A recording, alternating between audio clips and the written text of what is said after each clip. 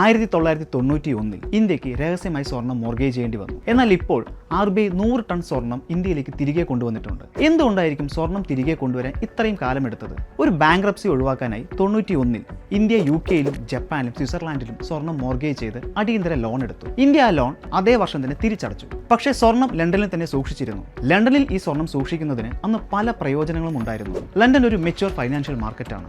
അതുകൊണ്ട് സ്വർണം leverage, swap, trade എല്ലാം ചെയ്യാൻ എളുപ്പമായിരുന്നു. കൂടാതെ ഗോൾഡ് ഡെപ്പോസിറ്റിന്റെ ഇയർലി ഇൻട്രസ്റ്റ് കൂടി RBIക്ക് കിട്ടിയിരുന്നു. അതുകൊണ്ട് കഴിഞ്ഞ 30 വർഷമായി RBI അന്താരാഷ്ട്ര വിപണിയിൽ നിന്ന് വാങ്ങിയ സ്വർണമെല്ലാം ലണ്ടനിലാണ് സൂക്ഷിച്ചിരുന്നത്.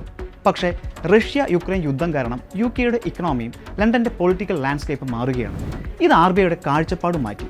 അതുകൊണ്ടാണ് ആദ്യം 100 ടൺ സ്വർണം ഇന്ത്യയിലേക്ക് തിരികെ കൊണ്ടുവന്നത്. കൂടാതെ ഇന്ത്യയുടെ ഇക്കണോമിയും ഫൈനാൻഷ്യൽ മാർക്കറ്റും ഇപ്പോൾ ശക്തമാണ്. ഭാവിയിൽ കൂടുതൽ സ്വർണം ഇന്ത്യയിൽ സൂക്ഷിക്കാനാണ് RBI തീരുമാനിച്ചിരിക്കുന്നത്. സ്വർണം ഇന്ത്യയിലേക്ക് കൊണ്ടുവരുന്നതിനെ പറ്റി എന്താണ് നിങ്ങളുടെ അഭിപ്രായം? Comment down below.